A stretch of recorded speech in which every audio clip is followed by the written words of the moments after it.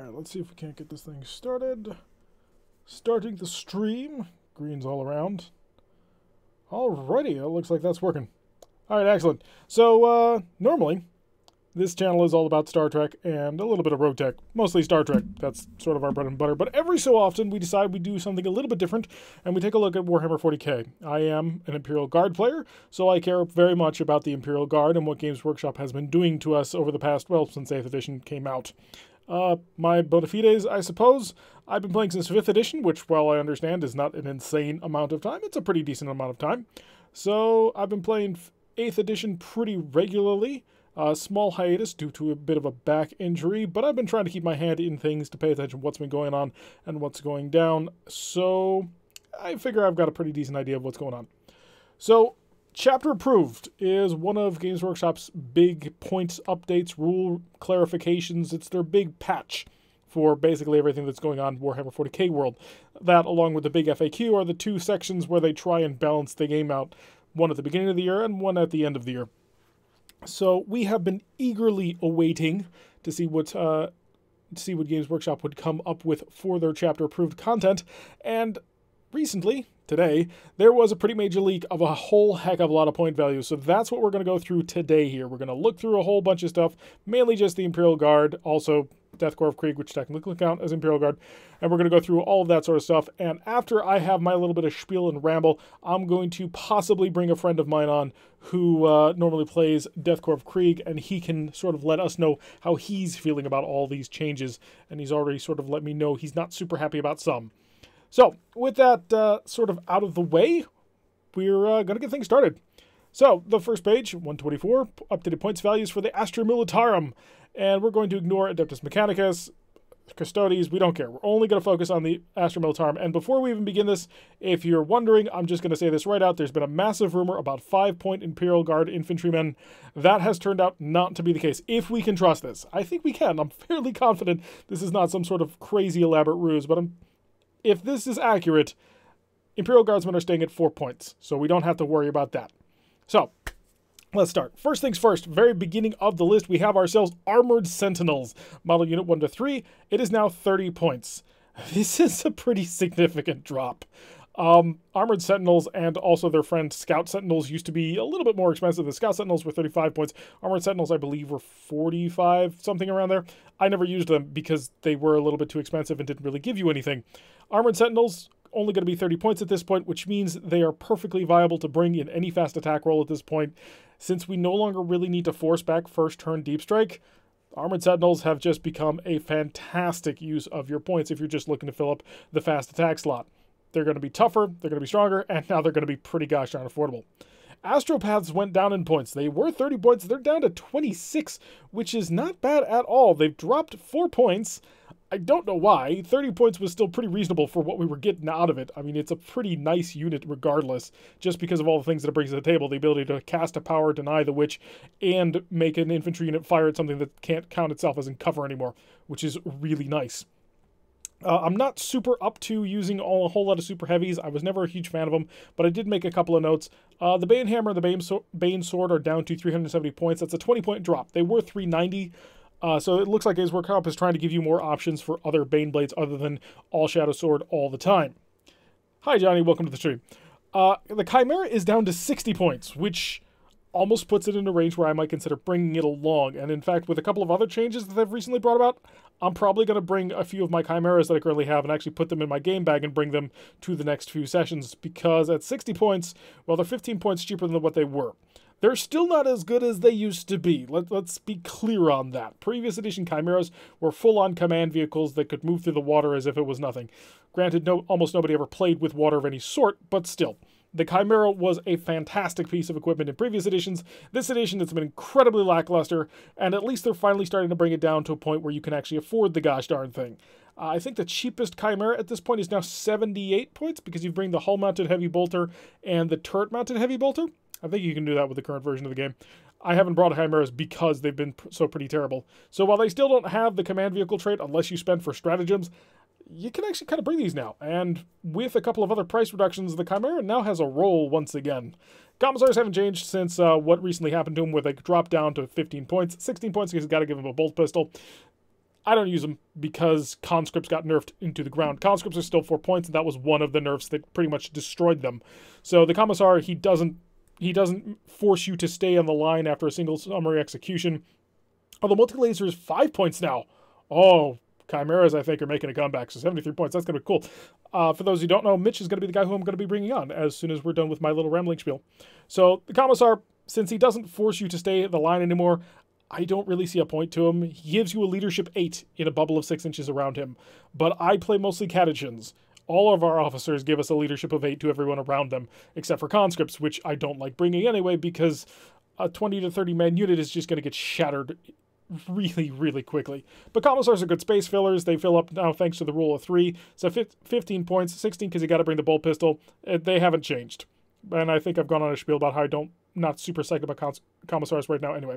Again, conscripts also have not changed since the last time they got dunked into the ground. The fact that they are a ballistic skill 5, the fact that they cost as much as a guardsman, and the fact that they don't have any way of actually holding the line anymore, they're terrible. And I don't recommend bringing them, although there are some people who like to bring them in fluffy armies, and more power to you. The Death Strike came down. It was 155 points. It's now down to 125. I still don't know if I'd ever field it because it's not reliable. The Death Strike is a roll gambling sort of thing, and while it can be really powerful with the stratagem, it's pretty monstrously powerful with the stratagem, it's not gonna probably find its way into a lot of tournament lists simply because you can't really trust it to go off. But the fact that it's now 20 points cheaper, you can throw it in, have a little bit of fun with it. Doomhammer is another super heavy. It was 420, it's now 400, so another 20-point drop. We're seeing that very common in a lot of the super heavies at this point because Games Workshop has realized nobody has time for anything other than the Shadow Sword because the Shadow Sword was too gosh darn good. I can't say too gosh darn good. It was really nice, but Hydras came down to 85 points. They were 100, so that's a 15-point drop. That's really nice. That'll allow you to bring Hydras in a lot more easily. You still have to bring the hull-mounted heavy bolter, so that's actually going to bring it up to 93 points, but that's an easier thing to stomach than the 108 points, which at that point you may as well get yourself a Basilisk because that's what you're rolling with. So 85 points makes it a little bit more easy to stomach, especially with all those flyers out there that we're starting to see. The Orcs got a ton of great flyers, so this is going to be something interesting. Why are conscripts still 4? Because Games Workshop sucks sometimes. We need balancing with the Space Marines? No, screw them. The conscript should go back to 3 points. There was nothing wrong with conscripts in pure guard. You need to deal with the problem of Imperial soup before you start trying to nerf guard like that. But I'll whine about that later. So Hydras are much nicer, especially since a lot of flyers are starting to come out, especially for the Orcs. Again, I'm going to keep coming back to that on occasion because me and my brother have been looking into Orc lists because he's going to start building one at some point. So Hydras will be an interesting inclusion. So next page, Lord Commissar, 30 points. This is fantastic. It's amazing for Hidden Power Fist.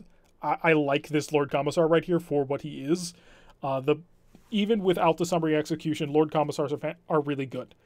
While Commissars normally, just the normal Commissar, not so great, even though it's only 15 points, the Lord Commissar for 30 allows you to bring a lot of capability to the field, and it would be one of the few times where I would actually say, yeah, bring a Commissar, because he's useful. Especially with how cheap Power Fists have now gotten. They're 8 points. They used to be, I think, 10. They didn't change in this edition, but in the previous one they'd had. So, Lord Commissar, 30 points. Have fun with him. Bring him out for the Hidden Power Fist. Bring him out for the Rule of 3. You will probably never go wrong if you bring 3 of these guys just to walk around the field and punch people in the face. I probably wouldn't bring 3 of them, because that's almost 100 points, and that's almost 1/5 of your army, but still. Or 1/20th of your army, I'm sorry. Manticores. Manticores are now 125. Over on my notes, it says they used to be 135, so a 10-point reduction. So that's kind of nice. Ish. I'm not sure what the Manticore was at before this. See, that's the thing that I didn't have time to go back and check, because I just got home from work and I wanted to throw this up as soon as I could. What was the Manticore originally? Because I get the feeling that we're getting a lot closer than that. Manticores are really solid, and it used to be that it was almost a no-brainer. You took the Manticore over the Basilisk until, well, then they nerfed the price on the Manticore.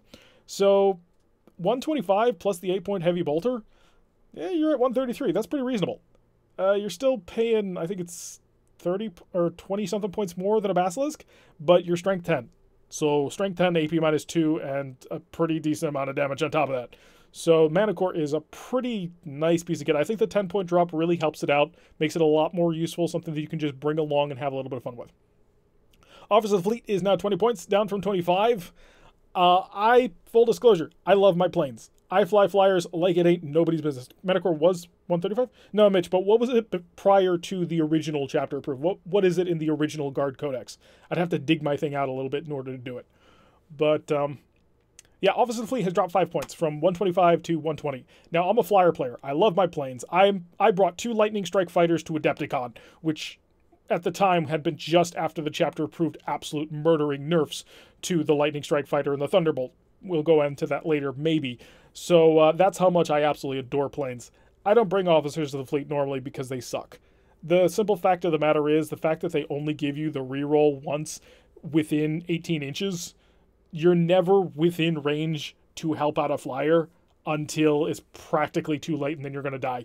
So for 25 points, no. For 20 points, maybe he does the job of a slot filler, but at 25 points, he's still competing with the 26-point Astropath, and the Astropath is just better in all regards. So I still don't think this is enough for the Officer of the Fleet. I still think he needs a rule upgrade, make him a 24 or hopefully a 36-inch for his sort of lasing target thing, and that would make him super useful. At 20 points plus that, then absolutely I would bring him, especially because I'm a flyer guard, so that would be it would be super thematic for me. But as of right now, he's just become even cheaper if you want to bring Cataphrine Destroyers with the Dagger of Tusak, because the Officer of the Fleet is still the only one who can do that. Ogryn Bodyguard came down, also 10 points. So he was 55 points, he's now 45 points. I've known a couple of players who really have gotten a lot of use out of their Ogryn Bodyguards, even after the nerf to make it so you couldn't just chain Ogryn Bodyguard wounds. But yeah, 45 points. I'm not sure if I'd ever use it. I'm not a huge fan of Ogryns anyway. I don't like the model, and that's why I generally don't field them. I'm much more human-centric when it comes to things like that. But this seems like a positive, and anything that comes down is automatically, in my book, a positive change. So I can't complain about that at all. And Ogryns themselves have dropped down to 24 from 30. That's a pretty steep drop. I mean, that's 1/5 of their cost has just come off. Now, they are competing with Bulgrins, who did not get touched in this, but maybe that'll make it useful. It still doesn't really compete with Bulgrins because they do kind of separate jobs, and Bulgrins just do it so much better. But this is an interesting change, although I don't think it's going to be able to compete with a change that comes further down the list. Primaris Psychers, nothing happened to them. They're still the exact same as they've always been. You still got to bring the telepathic staff, and that's going to buff your price up even higher. So no change there. But again, when the change initially happened, you can check back to the first chapter approved video I made. When the change initially happened, yeah, Primaris Psychers, I understand. It's not a huge problem. They were very powerful. They give you a lot of capability. So the fact that they got a price nerf back in the last chapter approved made sense. So 38 points plus the staff or whatever that they've got to bring, the 4 staff, they're fine. Ratlings came down. Ratlings were 9 points. They're now 7. So everybody start bringing Ratlings again. They're amazing. Ratlings have always been amazing. I don't remember what they were originally, because I know the Ratlings got nerfed because Games Workshop was trying to bring auto wounds off the table, and Ratlings have an ability to cause mortal wounds when you roll 6s. Now that they're down to 7, bring them. Bring them all over the place. Just bring squads and plop them all over the place, because they're just able to hold down a position really excellently. And with some of the changes that Cover's about to bring with, and we'll talk about that in a bit, Ratlings are going to be the way you're going to want to go. Scout Sentinels, like their Armored Sentinel counterparts, have dropped down to 30 points. I believe the Scout Sentinel was 35, because I don't know. I really don't know why they dropped Scout Sentinels to the exact same level as Armored Sentinels. It really kind of has destroyed their utility at this point, because you're never going to bring a Scout Sentinel anymore. Since turn 1 Deep Strike is gone, you don't bring Scout Sentinels. There's no reason to. You will bring Armored Sentinels if you're going to bring Sentinels of any kind, because the Armored Sentinel is going to survive for longer. The only thing the Scout Sentinel had was the Scout move, and now that turn 1 Deep Strike is gone, never bring them. No point. So Scout and Sentinels, we loved you, but we're writing you off. You're gone. You don't have as many weapons options as the Armored Sentinel. You're not as survivable as the Armored Sentinel. One thing that you do get, there are a couple of psychic powers, I believe, or it might be the armor save, that allow you to avoid certain psychic powers. I can't remember, but I do remember that my Scout Sentinels, they would always ask them what their toughness and their save was, and it was always under by 1 of something. And so that, or it might be Gravcans or something like that. which made them a little more survivable in that specific circumstance. But now that they're equal with Armored Sentinels, yeah, one specific circumstance versus the general war, I'd rather have a 3-up save than a 4-up save. No. Servitors, I don't really use. They're 5 points. I've been told servitors came down because they no longer have servo arms, or maybe that's tech priest or something. You can get them really cheap with plasma cannons now, so rock them if you want, if you're going for super thematic. Now, the Shadow Sword, this was an interesting change, and I can't say it's a bad change. It was 390 points plus the hull-mounted heavy bolter or whatever that was that added 14 points to put it up to 404. It's now 410. So you're still paying 424 points to field this thing now, but it's a Shadow Sword. So while the drop in prices for the other Bane Blades have really helped them sort of stand out against the current Shadow Sword, the fact that the Shadow Sword can be brought with so few additional weapons, so it allows it to come out a lot more cheaply, I'm not certain if this is going to resolve that. Also, the fact that the Shadow Sword just deals so much damage. It's amazing. Although, with that said, the Bane Hammer or the Bane Sword, I think they both have the same cannon, which ignores cover. That's about to receive a pretty decent bump in utility, purely from the perspective of there's been changes, or rumors of changes to the cover roll, which we'll talk about later on in a bit. But yeah, Shadow Swords and Stormlords both have gone up to 410. Meh. Tank Commanders are 142. Tank Commanders have come down. Tank Commanders have come down a lot. So your average Tank Commander is 197 points if you bring him a battle cannon and a hull-mounted heavy bolter. You take all that kit off of him, so 197 drops down to 175, dropping another 8, 160 something. Basically, you've lost about 20-25 points off your tank commanders, because now you add in the cannon for the 122, that'll bring up to 164, plus the mandatory heavy bolters, 172. So you're coming off pretty decent amount here. I don't know if I'm still going to field tank commanders. I mean, you made them a heck of a lot cheaper, but they're kind of competitive now. The fact that tank commanders can only order one person at a time does hurt them, because it means, well, you bring one tank per tank commander, and that seems just a little bit weird.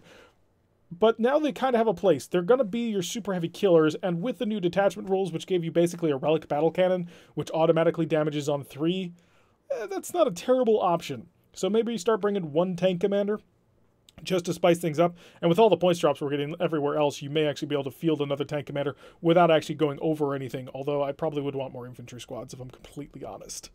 But yeah, the tank commander's come down, and he's come down a pretty significant amount. I'm not 100% sure if he's going to see as widespread use as he used to, but that's a really nice change. Torax and Torax Prime didn't change. They're the exact same as they were the last time they were, which is not in a great spot, unfortunately. I don't use them, so I don't really care about them. But I know there are a lot of Astra Militarum players who would much prefer them to be a little bit cheaper. They did get nerfed really gosh darn hard, because it used to be a thing that Torax Primes with Gatling cannons were just absolutely insane, and they decided to slam that into the ground. I can't really fault them too much for that. They may have gone a bit overboard, but hey, at this point, who's really bringing Torax and Torax Primes? At the end of the day, the model looks terrible, so if you can't actually field them, and Chimeras are now a thing, bring the Chimera. Also, now that I'm looking at it, the Torax versus the Chimera, you're a 10-point difference. You get a pretty significant amount of survivability from the Chimera, if I'm not 100% mistaken. And yeah, so Chimeras versus Toraxes, you got an option now. And Torax Primes, we'll leave them at home. Nobody wants to bring a crate. Valkyries came down 10 points. Is that going to save them? Well, Valkyries have always been useful.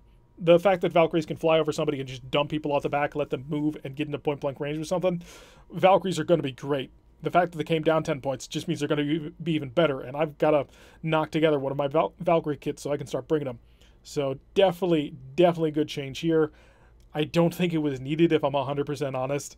Like, I hate to say that. I am a guard player, and anytime I say, I don't know if a point drop was required, I feel like I'm kind of betraying the guard. But at the end of the day, Valkyries were actually pretty good anyway. Vendettas were terrible, but Valkyries were okay. But a 10-point drop, I'm happy to see it. It'll give us a little bit more options, especially with a couple of other changes that have recently come up. And one of those big changes, one of those things that probably was the source of the rumor for the 5-point infantry squad wins, was veterans have gone down to 5 points. Let that sink in for a moment. That feels good. That feels really good. Veterans have been in a pretty bad spot for all of 8th edition. The fact that they're no longer infantry or troop choices anymore was a really big blow to their utility. So a lot of players, there was no reason to bring the vets because you weren't getting anything out of it. They couldn't objective secure. They were a little bit too expensive for what they were. They were 6 points a pop. Now they're 5 points a pop. That makes them very competitive with infantrymen. They're still not troops, or at least I don't think they are. There could be changes elsewhere in Chapter Approved that will make them troops, which that would be ideal. But at the end of the day, veterans are now fieldable quite easily by someone who's still trying to create a competitive army. A ballistic skill 3+ is fantastic. And now that we can bring it on a 5, oh yes please, give it to me. I'm probably going to add in 2 or maybe even go full 3 squads of veterans in my next game just to see if I can't have some fun with it. Maybe throw them up in a Valkyrie now that I can move them so fast. Although I may change that up because I've been looking at special weapon squads because of a couple of changes we're about to see in the weapons category. Weird Vein Psychers are 7 points, and if I'm 100% honest, I have never, ever used a Weird Vein Psycher. I just do not see the point because they're terrible compared to Astropaths. It's a 1 point drop. They were 8 points. They're now 7 points. Are you going to bring them? I don't think so. The cheapest squad that you can build is 3 Word Vein Psychers. So 21 points versus the Astropath's 26 points. Except the Astropath is going to be able to cast his power at full strength even if people start dying. So I don't see the point of them. Weird Vein Psychers are still in a bad spot simply because the Astropath is better. Astropath Transcendent. Use them all the time. I'm a huge, huge fan of Astropaths, and the fact that this change happened really isn't going to change anything of that. Still, the Astropath just having that in their toolkit, the fact that they are able to, make it so that somebody doesn't get the benefit of cover anymore, the fact that they have the power and can deny it full strength, and then it's a bad smite, but you have a power and you can only cast 1, you may as well use your power. If you're honestly looking to spite, you give them the Eye of the Imperium thing or the Psychic Storm. So Weird Vein Psychers, they need to come down even more, and they're only 7 points, but they either need to come down in points or you need to give them some level of utility that an Astropath just can't touch. Otherwise, the Astropath is the better choice. If you're desperately dying to get more than 3 Astropaths on the field, sure, Weird Vein Psychers are your next cheapest choice compared to Primaris Psychers, but still, I'm not super happy about that. Sprog, we're going to do that later. This came up. This takes priority. Weird Veins, or not Weird Veins, Wyverns. Wyverns haven't changed. 95 points. They got nerfed to 95 points. They're still 95 points. I don't know why they're 95 points. They're not that good. There have been some changes to the cover rules, so maybe the Storm Shard Mortar is going to get a little bit better. Also asked me to drop by. Why do I hate you? Because you need to get into this game. Maybe the Shard Storm Cannon is going to become more useful because of the changes to cover. That would make a lot of sense, but I'm not 100% sure on that one. I still don't think 95 points is worth it. Put them back to where they used to be. That way they'll be more useful.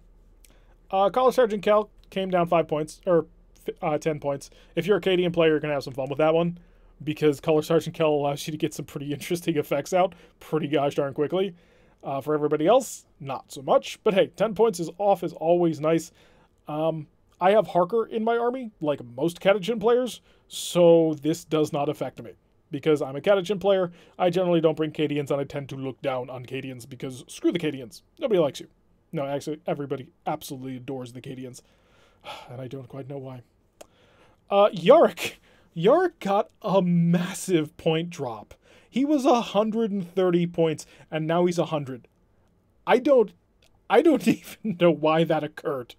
Yarrick has been a pretty decent character anyway, but this put him in just about any army you can make him now. Because Yarrick has just become fantastic. Like, seriously. He's got the Bale Eye, he's got the Power Claw, he's got all his effects, he's his Commissar, and he's an officer under the right circumstances. I mean, just bring this guy. He's amazing. He's now only 100 points. This is probably one of our best characters at this point.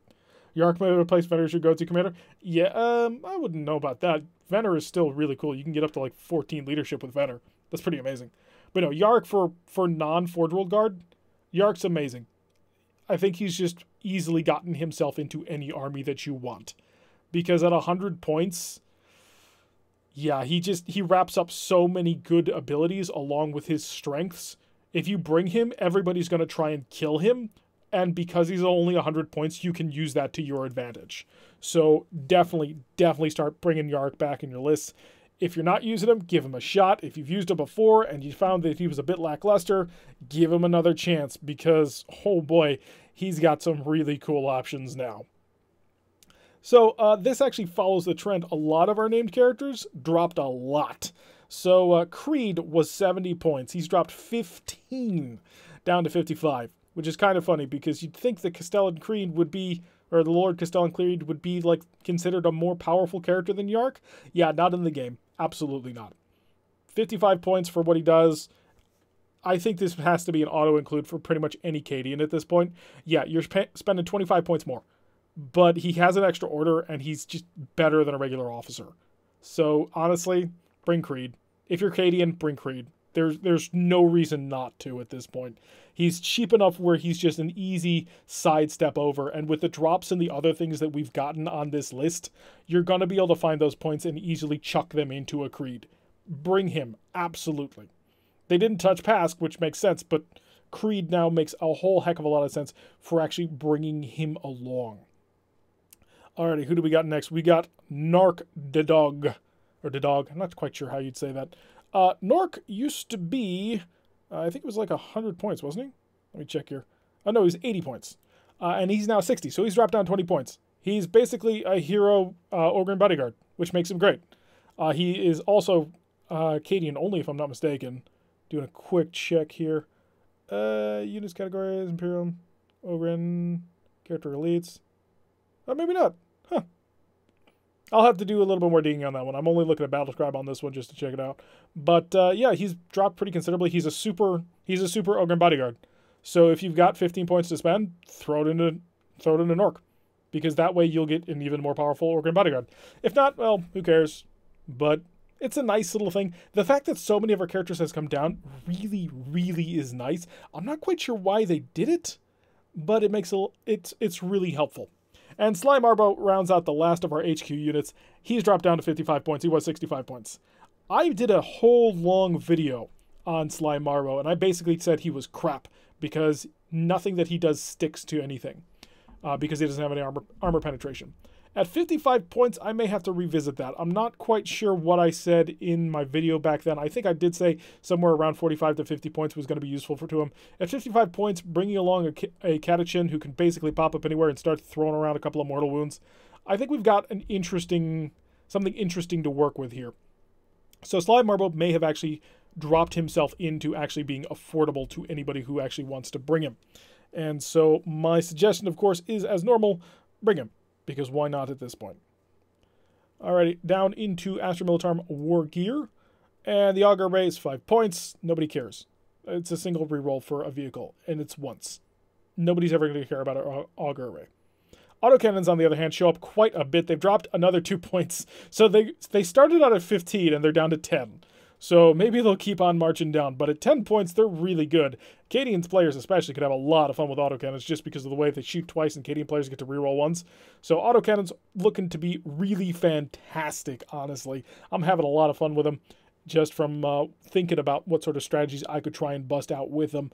So autocannons steadily on the march all the way down if they possibly can.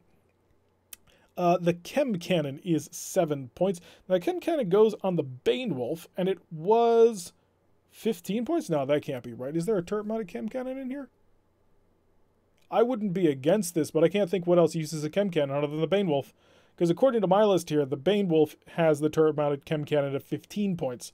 So if they hack this thing in half, that's a really interesting change, because that would bring it down to 96 minus that 15 would bring it down to 81 plus 7, 88 points. That puts it... So it is the Banewolf? Alright, so we've got an 81-point Banewolf. That's beating the Artemia Hellhound, if I'm not mistaken. So that's competitive. Oh, that's really competitive. But not as competitive as the Demolisher Cannon, which dropped it to 20 points. This thing got cut in half. Demolisher Cannons were 40 points. They're down to 20 at this point, which makes them cheaper than Battle Cannons. Battle Cannons are 22 points. So a Layman Russ with a Demolisher Cannon is a grand total of 150 points. You're going to cause quite a lot of damage with a Strength 10 cannon like that. I don't know why this happened. Demolishers were really powerful, although very niche. This could make them see a little bit more widespread use, because now they cost pretty much the same as the Battle Cannon. A little bit less even. They're competitive with, well, they're not competitive with, but they're the same price as a Punisher Cannon. Still not competitive with if you bring out the Conqueror Cannons, but who cares? Demolisher Cannon, if you're regular guard, you're dragging yourself back into the game. The Eradicator Nova Cannon, on the other hand. What's that, Mitch? Demo Cannon plus Talaran, I see working out. Yeah. Demo Cannon plus Talaran, and also the Demolisher Cannon adding in the... God, what are they? The Vostroyans for the additional 6 inches of range, because that could really bring a couple of things into full-on combat. So the Eradicator Nova Cannon was 25 points, dropped down to 15. This may be the cheapest rush you can get at this point, because it's a sub 20 point cannon. This is a 145 point Layman Russ.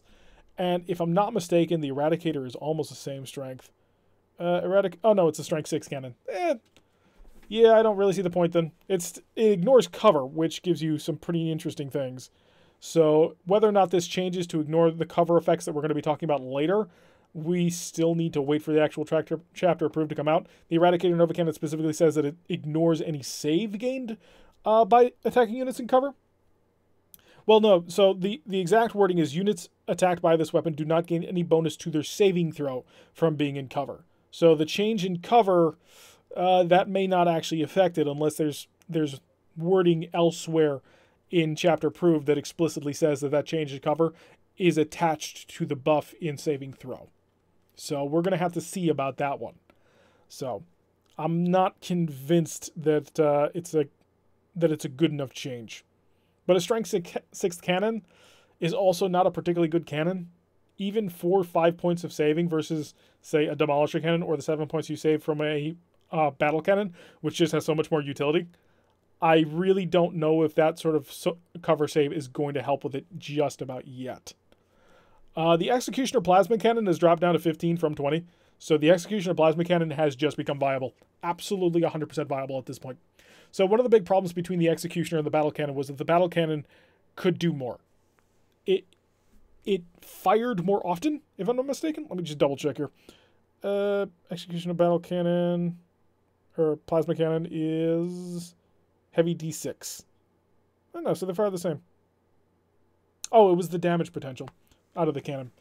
Now that it's 5 points cheaper, I think we're going to see a lot more Executioners because it's plasma damage. And with emergency plasma events, that helps out with hurting yourself on that one. I think the Executioner is a viable alternative now to the full-on battle cannon. Shorter range, sure, but you got more damage penetration, and while you're not dealing as much damage as you'd like, probably, just because D2 versus D3, or, well, 2 damage straight up versus D3, only if you risk exploding yourself a bit, wasn't amazing. Now that you're 45 points, yeah, you've definitely brought yourself into fully being able to be used here. I'm actually really happy about this change. I don't have any Executioner Plasma Cannons. I've never built any, but I definitely will probably work around to messing with that because this is an awesome change. And if you're rolling the full maximum Plasma Cannon build, it's become so much cheaper to do. So definitely, I think the Executioner Plasma Cannon Russes, we're going to see a lot more of these. And if not as like the main force rush, you'll probably get at least 1, maybe 2 of them, just to handle a couple of elite target units, and also while saving a little bit of points. The Exterminator Autocannon is 17 points, down from 25. It's still just as useless as it's always been. Like, this needs to be a way steeper drop to make the Exterminator be at all useful compared to any other Layman Russ. Because the additional shots are cool, yeah, but at the end of the day, you're an autocannon. You're strength 7, AP -1. AP -1 means nothing you hit is going to stick. Strength 7 means most vehicles you're going to be wounding on 4s. So the fact that you fire 8 times compared to the 2d6 times that you're going to be firing with a normal battle cannon, yeah, 5 points off, that's not nearly enough. The Exterminator autocannon is still just as useless as it's been since day 1 in 8th edition. I don't see any reason to ever bring it. It's terrible. Unless it's added in a brand new ability to do something with that, this wasn't enough. This will never be enough until you drop it down to like 10 points or less. Because it's terrible. It's 8 shots, which statistically is only 1 shot more than if you're firing a battle cannon. So why are you bothering with it? So the Flamer dropped a point from 7 to 6, so it's no longer the same price as Plasma, which is really nice. So you can actually make use of it at this point. Is it at all useful? No. I still don't think Flamers are useful. And I'm a Catachin player. I have stratagems dedicated to making Flamers more useful, and it doesn't serve a point. Because it's so limited in range. The automatic hitting is really cool, but 8 inches is not enough. If this thing could hit out to a range of where anyone who deep striked in and charged you could be hit by the Flamer, fair dues, rock and roll with it. Because then you can create a really nice deep strike screen. Now, deep strike may have been neutered into the ground, but it's still kind of useful later on in the game to drop down on top of something important and try and get in there. And this would make a screen even more effective. Unfortunately, the range is too limited here. You've got to extend it, otherwise you're never going to quite bring the Flamer into the glory that it kind of needs in order to be useful. So, please, Games Workshop, give me a 9-inch Flamer or an 8-inch Flamer that says any unit charging it can get hit by it. That's really all it needs. Any unit that charges it, just give the Flamer a special rule that says if a unit with a Flamer is charged, the Flamer can shoot, even if it's beyond the Flamer's normal range. Because, one, that's thematic. It makes sense. If you're charging at a unit, the guy with the flamethrower should be able to barbecue you because you're coming towards him. So until that happens, the Flamer's just not useful. 1 point cheaper than a plasma gun. Who cares? It's not enough to make it useful. Force staffs, who cares? I don't think they actually changed. Actually, they might have dropped. Let me double check that. Was the force staff 12 points? I thought it was. But I can double check it. Nope, it's 8 points. So, yeah, it's where it was. Grenade launcher down 2 points to 3. This is great. I love this. This is hilarious.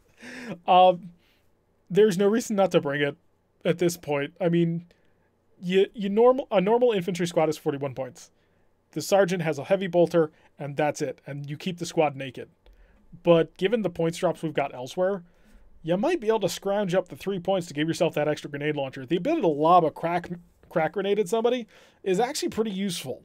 So I think at 3 points it becomes a really competitive choice. D6 lasgun shots is pretty useless, but who cares? Because the crack grenade is why you'd bring it, and 3 points to get a 24-inch crack grenade is pretty nice. So yeah, I agree, Mitch. It's a fantastic change. It makes me greedy and want to say make it even cheaper. But no, at 3 points, there's definitely a reason to bring it, especially compared to Plasma now, because Plasma is more than double its cost. So now that makes sense. The Flamer, still worthless.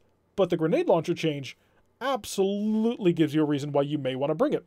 It's got a lot of utility to it. The grenade launcher gauntlet. I'm not sure who uses that. No, seriously, who uses the grenade? Oh, that's a Bulgrin weapon, isn't it? So it means it'll never get used. Because you're never going to bring... Yeah, it's a grenade launcher. So the grenade launcher gauntlet is 10 points. It's dropped down to 5. It's still never going to get used. The problem is the grenade launcher gauntlet needs to compete with the Bulgrin Maul. And the Bulgrin Maul is just great. It turns a Bulgrin into an absolute murder machine. So even though a Bulgrin's got to get point-blank range with you in order to use his Bulgrin Maul, the Grenadier Gauntlet doesn't give him enough utility compared to being able to walk up to somebody and smack them in the face. We have enough delivery methods, and especially now that the Valkyrie's gotten even cheaper, that you're never going to want the Bulgrins to be bothering with anything other than punching people in the face. So you're going to bring Bulgrins, you're going to bring Priests, and you're going to bring, I don't know, who's the Catachin commander? God, I feel terrible for not knowing this, but I never use him. He is...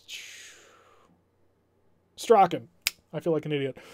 You bring Strachan with him, and they're just going to be dishing out a ridiculous number of attacks. So, again, the Grenadier Gauntlet, pointless. It's another useless change. So, there's no reason to get excited for it, even though it's a 5-point drop. It took the cost and slashed it in half, which seems really good. But then you realize, yeah, but it's on a Bulgrin, and it's competing with the Bulgrin Maul. And you can't really beat that, unfortunately. I mean, as much as you'd love to.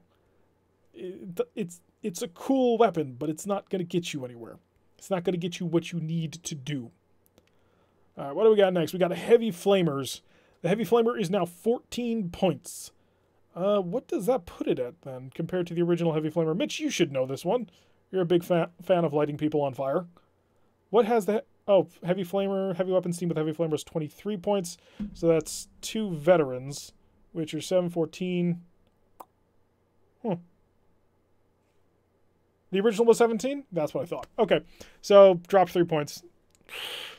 Again, my concerns about the Heavy Flamer are the exact same as with the Flamer. The range is so limited. In order to use this thing, you have to use it offensively. Because most people who are going to charge a squad like that are going to charge from outside their range.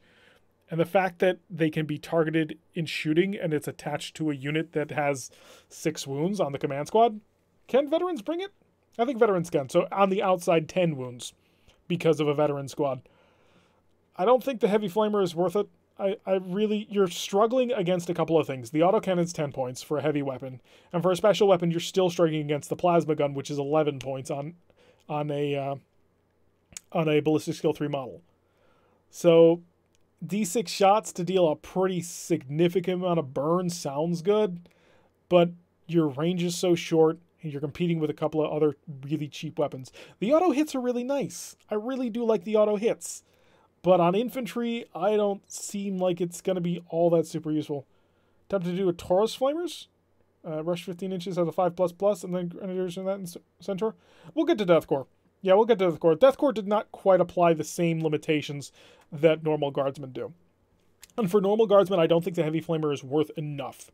I don't think you have enough options to get on top of somebody, and you wouldn't want a better weapon to do that with. So, 3-point change is nice. It makes it more thematic and easy to throw into somebody who's trying to roll a fluffy list, but I don't think it's going to have exceptional utility, unfortunately. Heavy Stubber is 2 points, down from 4. Cool. You're still competing with a Stormbolter. You're not going to win that battle. So the Stormbolter is 24 inches to fire twice, 12 inches to fire 4 times. The Heavy Stubber is 36 inches to fire 3 times, which it's nice. You put it on tanks. Death Corps can bring it as actual infantry weapons, which is really cool, and I wish I could do that. You're still competing with a Stormbolter, but I think you do slightly different enough things to make it useful. So this is a pretty nice change. You're probably going to start seeing people bring fewer Stormbolters on tanks and more Heavy Stubbers, because really, you don't actually want to get close to somebody if you've got a tank, generally. There's a couple of exceptions to that, but normally you want to keep them way over there. So this would allow a gunline army to much more effectively leverage its gunnery, because ideally you want to keep them outside of 12 inches from your tanks, just so they don't have an opportunity to even try and charge. So under those circumstances, the Heavy Stubber change is really nice. It gives you a reason to actually bring it now. Instead of before, it was, well, yeah, you've got 12 inches more range and 1 more shot at that 12 inches range, but if I'm actually going to bring a Pintle, the odds are I'm using it to defend myself from point-blank range, and in which case the 4 shots from the Stormbolter is way better. So I like this change. I think this makes it a little bit more competitive. So I'm very, very pleased to see things like this. It gives you more options. And that's one of my favorite things about the Guard. We have a lot of options. I hate it whenever they nerf our opportunity to bring different kinds of things. And so things like this are really fun to see. Hellstrike missiles. It's important to note that this says Hellstrike missiles and not Hellstrike missile. Hellstrike missiles is found on exactly 1 unit in the Guard, and that's the Valkyrie. And it used to be 20 points, it is now down to 12. Fantastic, wonderful, you're not going to beat rocket pods. So, the Hellstrike missile, singular, is a weapon in Forge World, and it is meant to be mounted on flyers. You mount it on Thunderbolts, you mount it on Lightnings, you mount it on Vulture gunships, you mount it on Avenger gunships. The Hellstrike missiles, plural, is only ever mounted on the Valkyrie. That is the only piece of equipment that has Hellstrike missiles. It's a single-shot weapon that does the Hellstrike damage. So it's strength 8, AP -2, D6 damage, but roll it twice, pick the highest. Which sounds good, but again, it's on a Valkyrie. You shoot once, your ballistic skill is bad anyway, because unfortunately the Valkyrie, if it moves in order to keep its supersonic bonus, it has to take a -1 to shoot for weapons against ground targets. So this is useless. It doesn't matter it came off 8 points. You're never going to bring this. If you're bringing this, I hate to be that guy, but you're doing it wrong. I really hate saying things like that because I love the fact that the Guard, I was just finished saying, I love the fact that Guard have so many options and really nobody should tell you how to play the game. But if you're trying to be competitive and you brought Hellstrikes on a Valkyrie, you did it wrong. Because you get one shot per turn. One shot at battle cannon weapon values minus the damage, which is fantastic damage, but you're never going to hit with that. Like, statistically, you're going to hit like twice in the game. And it's not great. It's not good enough to be investing even 12 points in it when the rocket pod is just so much better. 2 rocket pods will run you 22 points. So it's a little bit more than this. It's a little bit more than this, but you get so many more shots. The accuracy stays high. And if you... like, that's the whole thing, really. It's the accuracy. Rocket pods are assault. Hellstrikes are heavy. And so that's a problem that you're going to run into. So... is the Hellstrike ever going to be useful? Not unless you change mechanics on it. Not unless you give it at least 2 shots. Make it a 2-shot weapon.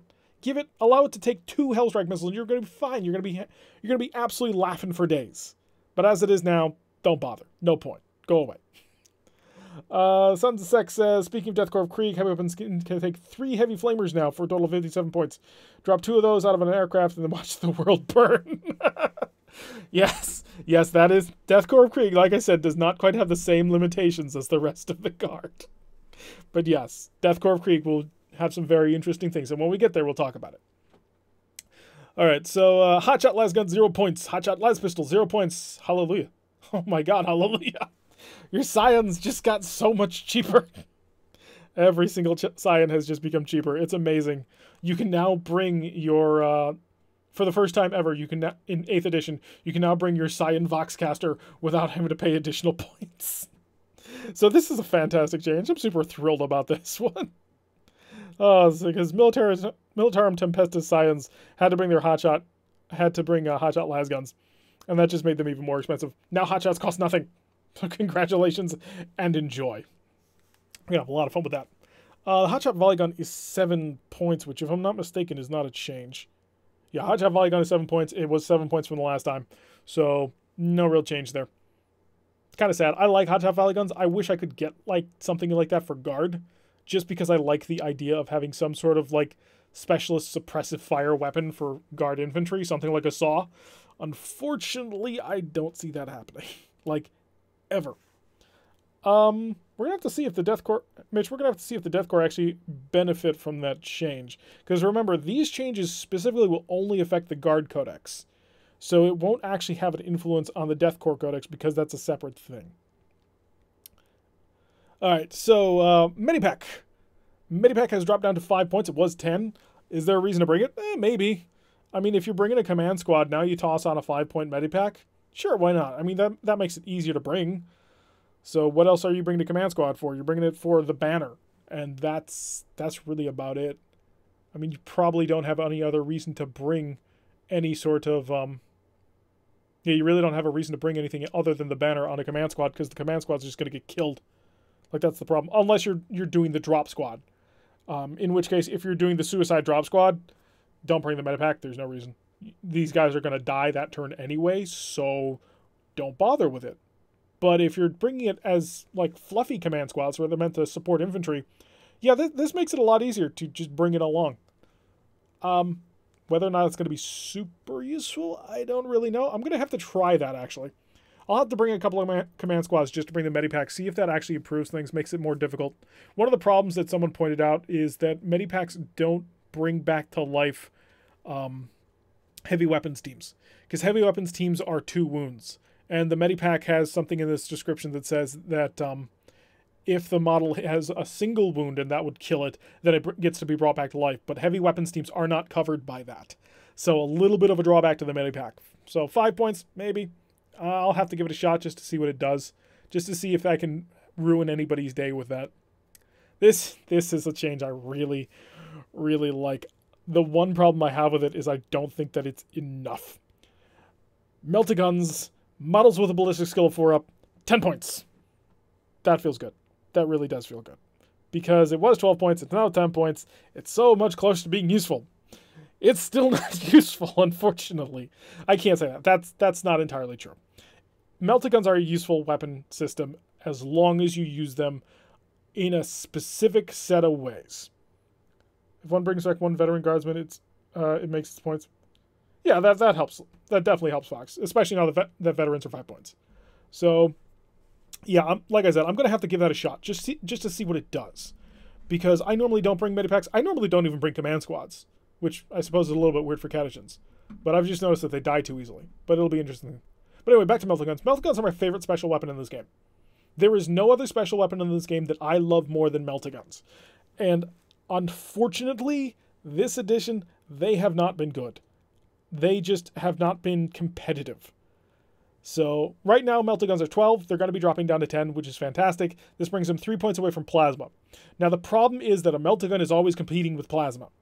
So I don't think it's going to be able to even itself out because of that. A plasma gun can fire 24 inches. A plasma gun will do strength 8, AP minus 3, 2 damage if you overcharge it, and strength 7, AP minus 3, 1 damage if you don't. It fires twice once you get to 12 inches. Well, the Melta gun only has a range of 12 inches. So the plasma gun, where it would be comparable in terms of number of shots with you, you don't even get the option to do anything. When it does get within range, it starts shooting twice compared to your single time, which theoretically, if both shots were to hit, it would deal 4 damage versus the maximum Melta can do 6. The odds of you actually getting both shots hitting, not great, but still, the maximum damage potential is there. But the more important thing is the fact that you're firing this plasma gun twice, which means with guard, that means you're probably going to hit, you're probably going to wound, and the AP minus 3 means it's probably going to get through to deal this 2 damage. Great, fantastic, and it's only on a guardsman, so if it blows up, who cares? The Melta gun doesn't have the risk of blowing up, and it's strength 8, AP minus 4 or 5, I think it's 5 actually, and d6 damage that goes up to 2d6, take the highest if you're within 6 inches. So, unless you're in a very specific set of circumstances, the plasma gun wins out, because it's probably going to hit more frequently, it's going to be able to shoot something every single turn. The only time I can see a Melta gun being super useful at this point is on a special weapons squad that you're using to drop on top of somebody from a Valkyrie. Because I think you can throw 2 special weapon squads into a Valkyrie and dump them on something. That's 6 Melta guns in your face. Sure, that's 60 points, but that's not terrible. 60 points plus an additional 48 points for the guards who brought it along. You're spending 108 points to basically delete 1 tank from the field? Probably. I haven't actually done the math on that, but I would guess that you would probably delete that 1 tank from the field if you did that. So that is really the only case where I see the Melta gun having utility right now, simply because the plasma gun gives you so many more options. Because of that, I think the Melta gun needs to come down even more.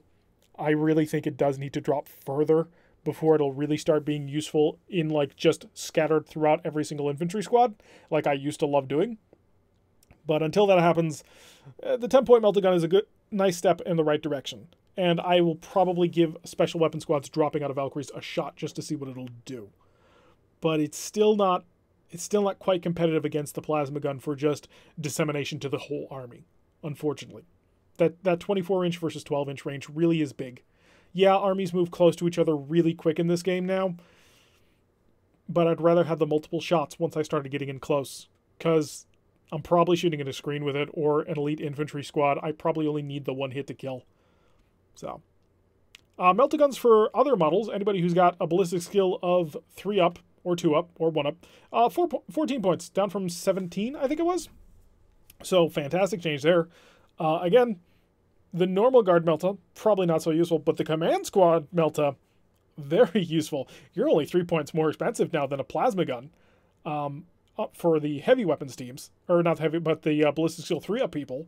But that 3 up to hit is so much more effective, especially if you start getting an officer thrown in there. So, yeah, Melta gun command squads dropping on things, that I can see. I think this has really brought the Melta gun to being useful for ballistic skill 3 up models. For 4 up, it doesn't compete well with the plasma gun, but for have we gotten changes to cover yet? We haven't gotten there yet. We're going to talk about that kind of at the end after we go through the whole list, but we will be talking about that.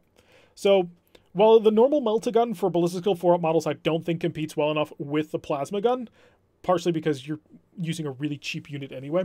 Once you start going into a more expensive unit who's got a ballistic skill 4-up, or 3-up, I'm sorry, once you start going up into there, and the cost models with, and the cost comparison between those two, the difference between those two becomes a lot less, the reliability becomes a lot more, and the damage potential really starts to spiral out.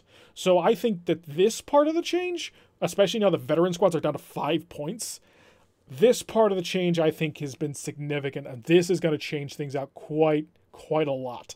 So I know I'm personally going to start running my higher ballistic skill people with melta guns instead of plasma guns, because this is a great change. I'd love to see it slightly closer, but that's, again, me being a super greedy guardsman player who would love to be spending about 5 points for ballistic skill 3+ melta guns, purely because I think it'd be funny. But no, at 14 points for a ballistic skill 3-up model, this is useful. This is really useful. The 4-up ballistic skill melta, not so much. The 3-up ballistic skill melta, absolutely. Start bringing these things. I think they're going to be really good.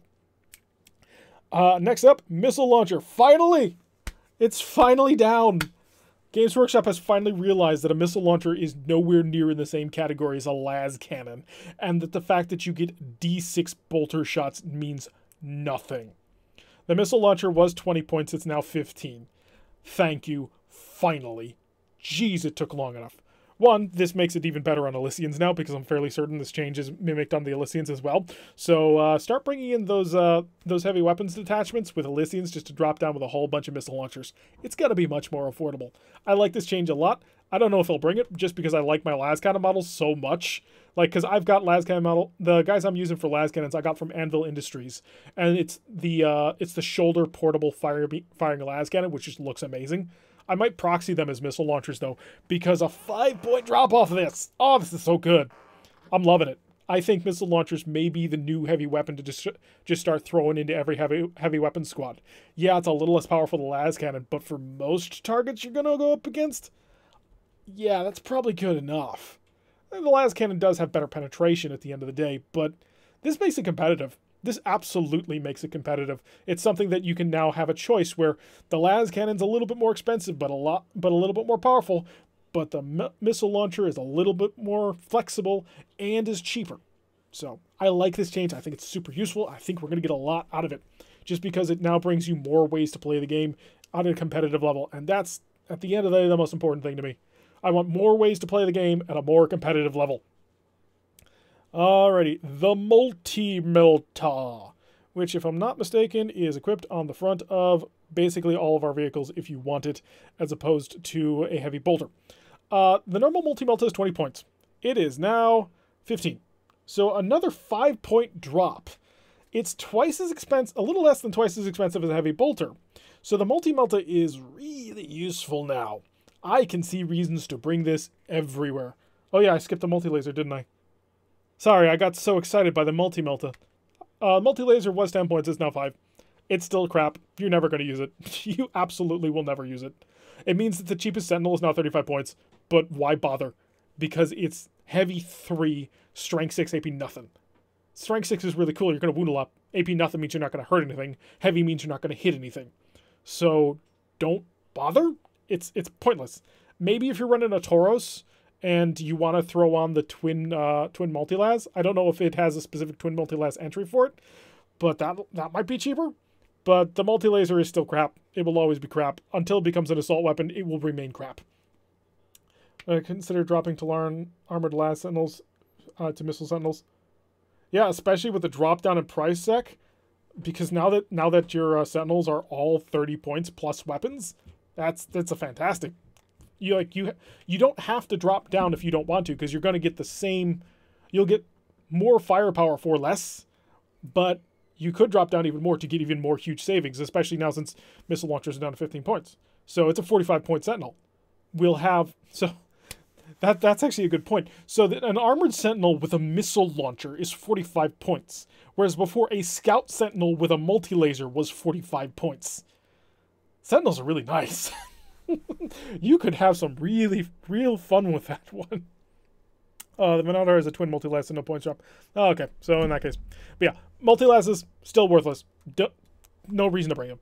They're terrible. They need to be an assault weapon. They desperately need to be an assault weapon to get any utility out of them right now. 5 points, not going to matter. 3 points more, I'll bring a heavy bolter, and I will have way more utility from it. But anyway, back to the multi-melta, which I got super excited about. Multi-melta was 20, it's now 15. Oh, thank you so much. I'm gonna start throwing these on my tanks. I love multi-meltas. I love meltas in general, just the idea. Part of this is because I'm a huge fan of the Caiaphas game books. So, Jurgen's melta just resonates with me so much. So anything I can get my hands on more meltas, I'm on board with. Is this going to make it super competitive? For Talarn, absolutely.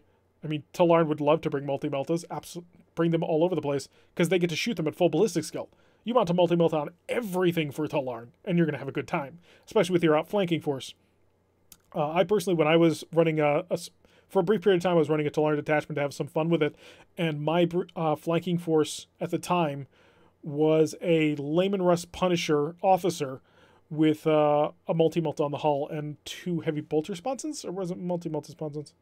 It doesn't matter. In any case, multi-meltas became a lot more affordable. Have some fun with them. Enjoy them all the time now, because you're gonna be able to do quite a lot of fun things with them. So, next up, multiple rocket launcher pod. This is just another nail in the coffin of the Hellstrike missiles. Multiple rocket launcher pod was 11 points. It's now 8. It's dropped 3 points. You bring 2 of them, it's 16 points. Compare that to the Hellstrike missiles, 12 points. You're only 4 points more, and you're way more useful. This Hellstrike missiles are worthless because of this. Multiple rocket pods are assault weapons, attached to a thing that always moves, unless you're moderately suicidal. So, yeah, there's just no contest. So, let's see. If I pointed out a Valkyrie, it'd be 100 points for the hull, 16 points for the missiles, plus the hull-mounted multi-lats, which drop down in price. So we're looking at 16, 21, 20... Yeah, 121 points now for the cheapest, well, not the cheapest, but for a Valkyrie. That's really good. That's fantastically really good, actually. So, yeah, the multiple rocket launcher pod, the fact that it's 8 points now, it's just another nail in the coffin on the Hellstrike missile. Pay that for a hunter killer, meaning turn 1, each set can launch 2 crack missiles? I'm not quite sure I'm following, but we'll notice it later. So yeah, the multiple rocket launcher pod, just another nail in the coffin on the Hellstrike missiles. There's no reason to bring it. It's a totally worthless piece of junk as far as I'm concerned. So yeah, it's not a great look, unfortunately, for obvious reasons. The plasma cannon. Hull-mounted plasma cannons were, what, 15, 20 points? I'm trying to find it, and for some reason I cannot. Oh, no, this is a Sentinel. Let's check the Sentinel. So I am currently looking at Layman Russ's because I was thinking for a second putting it on that. So Armored Sentinels can bring a plasma cannon. It was 15 points, so a 5-point drop. So really you're looking at... The Sentinel really just got a whole bunch of buffs. Talarn Sentinels especially. The fact that they're now all 30 points, and so many of the Armored Sentinels weapons got a drop in cost, really opens up a lot of options here. Now, I think they had to drop the cost of the plasma cannon because the missile launcher dropped into its price bracket. So, 10 points for that. That's going to have some serious fun times with that. So, you're looking at a 40-point plasma cannon Sentinel. Sentinel spam inbound. Yeah, Talarn's at least. Especially if we get a special detachment specifically for fast attack units. It means 9 Armored Sentinels with rocket launchers and Hellstrikes, 18 SH shots. Yeah, that's going to be really painful really quick. You are not going to have a good day if they start lighting you up like that. So I'm trying to find... there they are. Plasma cannons. Sponson mounted, 30 points. So they were 15 points. Oh yeah, because we were just talking about the Sentinels. So that means a Commander Executioner plasma tank is... We're quickly going to do some fast math on stream, which means we're going to botch it up entirely. So the tank commander is 142. He needs 20 points to 162 for the plasma cannons on the sponsons. So 62 plus a hull-mounted heavy bolter puts him up to 170, plus a executioner is 185. 185 for a maxed kit out executioner plasma. And if you want to go to 197, which is the price of the old normal base tank commander. For 197, you can toss a las cannon on top of that. Yeah, we have some really fun heavy weapons options now. So I don't think that rigging for a tank commander would be useful, but that would be pretty fun. It's quick maps. All right, the plasma gun is 11 points. I don't think that's changed. Neither is the power fist. Servo arms are now 0 points, which I do believe is a drop. Storm shields I thought were free. I thought they were free, but that's because the only unit that we use storm shields are on our Crusaders, and they're cheap as chips, but nobody brings them because they're mostly useless. Yeah, Crusaders, the storm shield's always been free, it looks like. Torok's battle cannon is 18 points. I don't feel Torox's, so I don't know this off the top of my head. I gotta go check. And that's on a Torox Prime, if I'm not mistaken. Battle cannon was 28. Oh, wow. That's a huge drop. I mean, you're probably not going to use it just because of what you're dealing with in terms of strength and attack. I mean, it's basically an autocannon that does D3 damage. So, it does heavy D6 shots. But 18 points, that's really cool. I'm really happy to see that. I mean, I'm not going to use it on a Torox Prime because unfortunately you're paying 80 points for that thing. So you're looking at 98 points just for the cannon alone. And you do have to have your hull-mounted twin hotshot volley guns or autocannons. So, Torox Prime is still a bit too expensive. That's really helpful. I wish I could get that Torox battle cannon on other things. Like, let me put that on top of a Hellhound. I'd love to have a light tank that could do things like that wasn't attached to a infantry bay. That would make me very happy with a lot of things. In the same vein, the Torox Gatling cannon didn't change, but that's because it got nerfed to 20 points because people spammed it out completely out the wazoo. Oh yeah, on a Chimera, that would be awesome, Fox. Yeah, I think that'd be awesome if you just turned it into a light battle cannon, and then you could mount it on a whole bunch of other things. So you toss that on top of your now 60-point Chimeras, yeah, you'd have a happy time. Especially for Talarn. I mean, Talarn get all the cool stuff right now. Torox Gatling cannon got nerfed. It went up to 20 points. It didn't change in this edition, but it got nerfed way back because people were spamming the absolute crap out of these things, and it became a bit of a problem. The missile launcher is 30 points. It was 50. So, again, you're really, really dropping prices down on the Torox weapons. Unfortunately, it's still really kind of too expensive to use. It's too expensive to be a light tank. And it's a terrible, terrible model, so you're not going to get a lot of people who are going to bring it along just because it looks good. So I don't really think you're getting anything out of this. As much as it's nice to see the price of something drop a whole 20 points, like the Demolisher Cannon, I don't think the missile launcher is going to start including. Because still, at that point, you are spending 110 points plus your hotshot volley guns, which is 14. So 124 points to bring that. Are you really getting enough utility out of that? And unfortunately, I'm going to say no. Because at the end of the day, it's 2 shots with those missiles. Yeah, it hits on 3s, unless it moves, in which case it'll hit on 4s. So, yeah, the price dropping is great, but it's not super useful. Also, recently there was a Forge World tank that came out as a light tank. It's Forge World. It was originally Solar Auxiliar or whatever, and it does not compete with that at all. So yeah, the Torox kit coming down is nice, but at the end of the day, it doesn't have a lot of utility, unfortunately. Tempestus Command Rod is 5 points. Went up 5 points because it used to be free. It went to 5 points in a previous edition.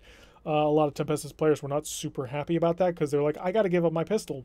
I'm sacrificing a weapon slot to bring this thing anyway. Why am I now paying points? But, whatever. It's not a huge deal as far as I'm concerned, but that's just because I'm a little bit uncaring about things. At times. I try and care about everyone. Sometimes I succeed. A lot of times I fail. The Twin Heavy Flamer. What uses a Twin Heavy Flamer? I really do not know. Like, I'm struggling to come up with what uses a Twin Heavy Flamer in the Guardsman Codex. Mitch, you got any ideas? Because I do not have half a clue. It's not the Hellhound, because the Hellhound has an Inferno Cannon. It's not any of the Layman Russes, as far as I know. So what brings a Twin Heavy? Oh, that's got to be a Baneblade upgrade. The Forge World Chimera? It's not a Russ, Mitch. It can't be a Russ. Is there a turret that does that? I didn't think there was. Let me check. Nope, they've all got names. Yeah, it is a Baneblade. I thought it was a Baneblade upgrade. Okay. So if we scroll down all to our Baneblades, I'll look at a Bane Hammer. That should have the thing. 2 las cannon plus twin heavy flame responses is 100 points. So 40, 60, so 15 points apiece, or 30 points apiece. Were they seriously 30 points apiece? Because that seems ridiculous. Well, in any case, they're 28 now. That still seems kind of ridiculous. I'm just going to put that out. That seems really kind of ridiculous. Again, not seeing the point of some of these changes. If that's the case, that's a 2-point drop. So, nice, I guess. You're just keeping it in line with the rest of the heavy flamers, so it's equal. Is it in line with the rest of the heavy flamers? Heavy flamer 1420. Yeah, okay, so, yeah, that must... That... Actually, no, it's not. Huh. Well, it's in line with the weapon now, but apparently it didn't used to be. Or at least that's what I'm getting from it. The Vanquisher. The Vanquisher Battle Cannon. It is 15 points. It hasn't helped. The Vanquisher suffers from a problem we've been talking about kind of on and off here. It's a single-shot weapon. It's a single-shot weapon on a guard tank. On a guard tank with a ballistic skill of 4. Versus versus the normal battle cannon, which is 22 points at this one, which has D6 shots. This isn't enough. I made a pretty big... I don't want to say a pretty big stink about it, but I did make a pretty long complaint in the previous time we did Chapter Approved about the Vanquisher Battle Cannon, saying that the last point drop wasn't enough and that no point drop would be enough, simply because until you change the fundamental mechanic of how this piece of equipment works, you're not going to solve anything, and nothing has changed. It's a 5-point drop. Whoop-de-doo. It's 7 points cheaper than a battle cannon. Whoop-de-doo.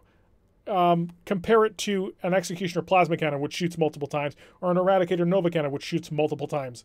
Unless you're going to bring multiple shots to the table, you got nothing. Vanquishers need to get a total overhaul, completely strip them down, rebuild them, come up with something new and interesting that'll make them actually work, but dropping points isn't going to do it for you. This is a case where making something cheaper isn't going to make it better. Just scrap it and start over, come up with something else, call it a Vanquisher Battle Cannon, we'll be all happy. Hi Josh, welcome to the stream. We're talking about Chapter Approved. You reminded me the multi-laser change affects the medium tank, the Carnodon from Forge World, makes it less than 100 points. Compare that to a Sentinel, is kind of my position on things. Alrighty, it's time to get into Astra Militarum units of the Forge World, which Games Workshop has continuously tried to just screw over Forge World left, right, and center. So honestly, I'm not feeling the love, and already I'm fairly certain that the Armageddon pattern Medusa was the exact same price it was in the last one. I'm going to double check. I didn't quite make notes on this one because I didn't think they made any changes. And I think I'm right. Yep, the Armored Pattern Medusa is 115 points in the last time. It's still... How is the Artemia still 73 points? Like, how does this work? I don't quite understand how. I'm not complaining, mind you. Keep that in mind. I'm not whining about the Artemia being so cheap. I just don't understand how it's doing it. Because 73 points, 81 with the Hell-Mounted Heavy Bolter. This is amazing. Yeah, it fires 1d6 instead of 2d6 and does 2 damage instead of 1 damage. But being so much cheaper than the 101-point Hellhound... I don't understand why it's that much cheaper. This doesn't make sense to me, and I would like someone to explain it at some point, because it's really, really starting to confuse me. Like, everybody that I knew was saying the Artemia just got missed when it was being done. Because a couple of guard lists that have actually gone quite far in tournament, one of the things that they did was they spammed the Artemia Hellhound. Now, granted, you can't do that so much anymore. You can only get 9 of them instead of, like, 15. But... This price range really, really makes me question things, because that is so ridiculously cheap, and I don't know why. I cannot point you to the reason on why it's so cheap. Avenger Strike Fighter is 150 points, which I think that's a 10-point drop. Current Avenger Strike Fighter is 195 minus 44. No, yeah, okay, so that doesn't change. Avenger Strike Fighter stayed the same, much to my great chagrin. I'm not happy about what they've done to my planes at all. I adore my aircraft, and the fact that they're still neutered into the ground like this is just moderately infuriating, because it shouldn't be like this. Cyclops didn't change. Dominus Seas Bombard, I'm fairly certain didn't change. Earthshaker Battery also moronically has not changed. It's 115 points for no reason. Although, I suppose you don't want to spam them too much. Also, another problem with Earthshaker Carriage Battery has a similar problem. It's even more expensive. Again, terrible, annoying. I'm just going to skim through it because these used to be super cheap because they couldn't move. The guardsmen, if they were killed, destroyed the battery along with it. Earthshaker Carriage Batteries should not be 105 points per gun and plus an additional 16 points for the supporting infantry. It's 121 points to field something that cannot move. And I also fairly certain has a worse save. The 115 for the Earthshaker Battery, honestly, I do get. I was actually getting these two confused. I get the 115 for the Earthshaker Battery because it has no crew, it can shoot when it's locked into melee, and it used to be like 80 points and was amazing. But the Earthshaker Carriage Battery should not have gone up. It shouldn't be this high. There's no reason for it to be this expensive. You shouldn't need 121 points to field something that sits still and has a bad save. So I'm hating this. I am so annoyed by this. Partially because I almost bought a whole bunch of Earthshaker Carriage Batteries before Chapter Approved came out, and I had to, and it came out just in time to stop me from pulling the trigger on that. So is the thin of conscripts still the norm? I don't know.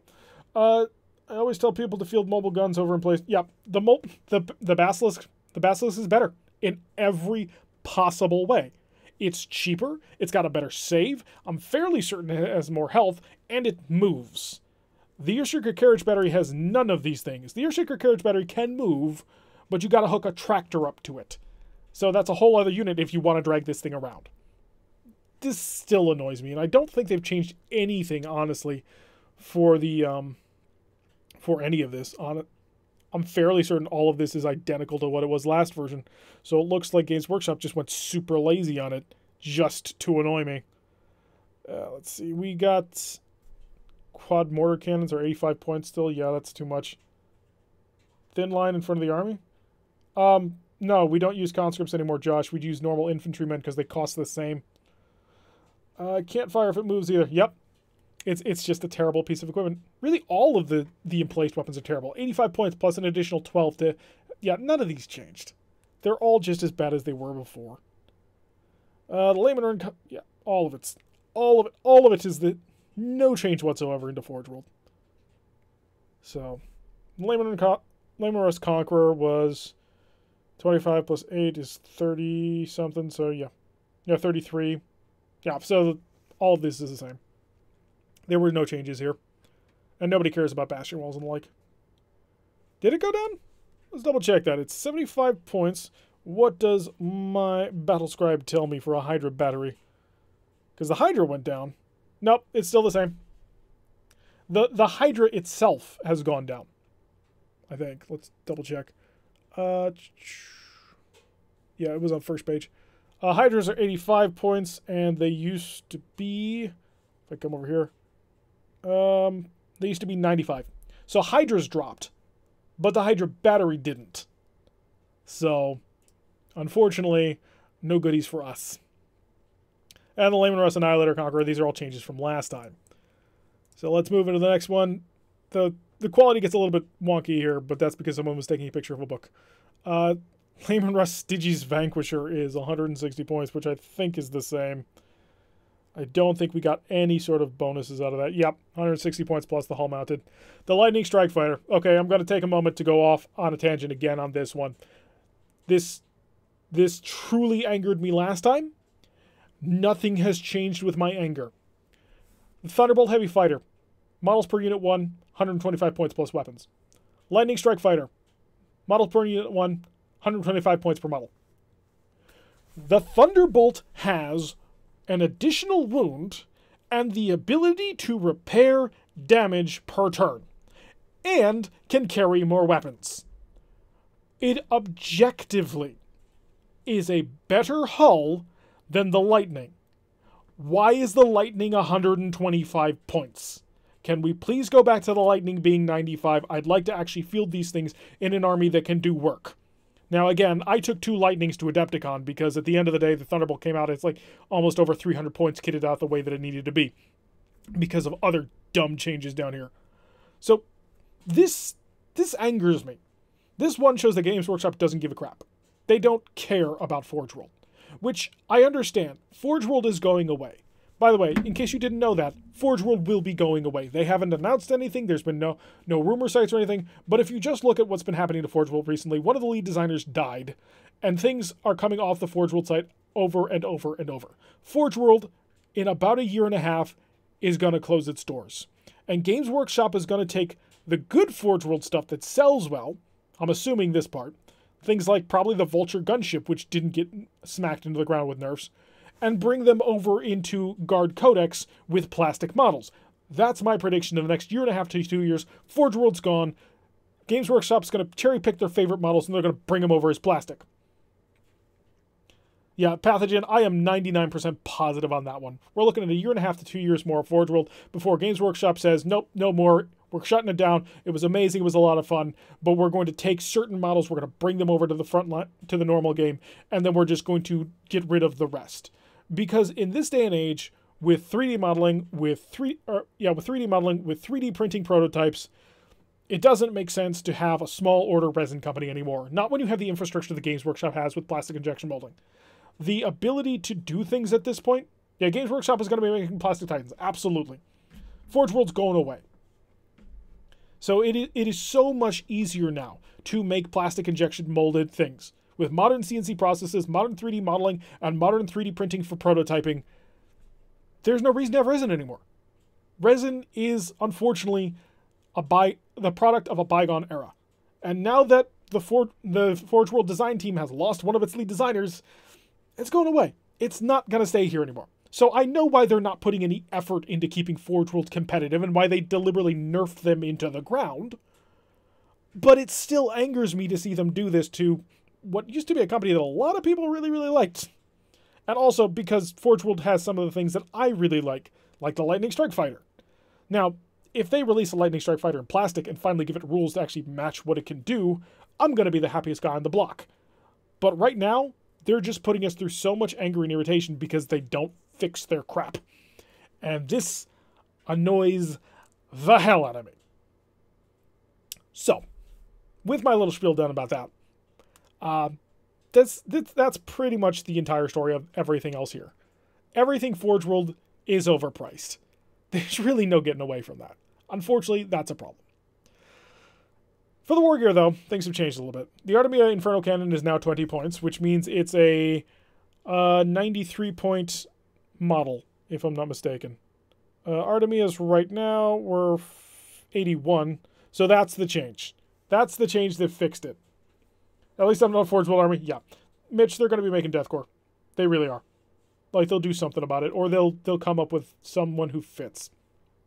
So this is the nerf that resolved the Artemia problem. I was just saying I didn't understand how it could be so cheap. This is how they resolved that. They gave it a 20-point weapon. The Artemia Inferno Cannon used to be free. It is now 20 points. So that means an Artemia now costs 101 points, which matches the normal Hellhound. There you go. There's the two pieces of equipment are the same. So no change there. Autocannon, just to match the normal Codex. Defense Searchlight. Demolisher Cannon to match the Codex. Flamer to match the Codex. Grenade Launcher to match the Codex. Heavy Flamer to match the Codex. Heavy Stopper to match the Codex. Hellstrike Missiles, 30 points because somebody's got their head so far up their butt they can't see the light of day. This is stupid. This is angeringly stupid. Especially now that the Hellstrike Missile singular, or Hellstrike Missiles plural, instead of the Hellstrike Missile singular, is 14 points. Or was it 12 points? Let's check. I am that annoyed at them. Hellstrike was 12 points. You're telling me that the Hellstrike missile is 30 points per, whereas it's 12 points for the singular one. This means that every flyer that you take, the Lightning Strike Fighter, the Thunderbolt Heavy Fighter, they're 120 points more expensive if you take Hellstrikes, because you have to bring 4 of them. And 4 times 30 is 120, which is absurd. Now, I've spoken with my brother, who's a NID player, and he says that the reasoning for this is you bring multiple Hellstrikes, because you can bring 4 of them compared to the singular, and they've got to penalize you for power. being more than double the singleton is not penalty for power. This is ridiculous. This is beyond stupid. I can invite you to This is why I 3-day print my stuff. I have 4 Avenger Strike Fighters for about $5. Games Workshop is going to make Plastic Titans. Seriously, I can invite you to the Discord where modelers make Forge World for print. I don't think it's okay to do that, Sec. I rail against Games Workshop a lot, and a lot of the things they do piss me off, but I'm not looking to get deliberately on their bad side by having a link to someplace where that does stuff that Games Workshop really does not like. So if you want to talk to people in PMs and stuff like that, go nuts. But I'd rather you not post that link out here in the chat. So back to my crazy nut job rant. But yeah, the Hellstrike missile is not worth more than 2 times what the one in the base codex is, which just infuriates me. Okay, Melt-A-Gun to match Codex, Melt-A-Gun for other models to match Codex, Missile Launcher, and Multi-Laser, and Multi-Melta, and Multiple Rocket Pod, and Plasma Cannon, and Plasma Gun, and Plasma Gun, and Power Fist, and Twin Assault Cannon, and Heavy Flamer, all to match the Codex. So, yeah. And then we're out of that. And now we go over to the Specialton armies. We have a little bit of there. Okay, so, let's see. Death Korps Krieg. Death Korps Krieg Command Squad, 7 points per model. And Combat Engineer Squad, 7 points per model. Hey, Mitch, how does that actually stack up with the current Death Korps of Krieg? I will be bringing you on in a second. But I didn't actually have my battle scribe opened up to my Death Korps of Krieg army set up here. The table flip zone? Why is this the table flip zone? Same price? So nothing changed? Oh, okay. Death Korps Commissar, this matches, as does the... Yeah, this is the matches the Codex, which didn't change. Death Korps Commissar Rider, I don't think changed either. This is one with Trader Guard player. Evil. Stay away. I don't think any of this changed. Mitch, did any of this change? They still can't notice that the command squad can't take heavy weapons. Yeah, did they? Wait, no. If models from these units form heavy weapons, seems there's no change in the unit's points cost. So. Where did we get to the... Oh yeah, Death Korps specific equipment. Ablative Storm Armor and Mine Plow, 10 points. Autocannon 10 to match the Codex, to match the Codex, to match the Codex, Codex. All matching Codex. Heavy Stubber 2, and then Twin Heavy Stubber 8. Yeah. Yeah, that's really... This is just another one of the things that Games Workshop doesn't care. Because they're getting rid of it.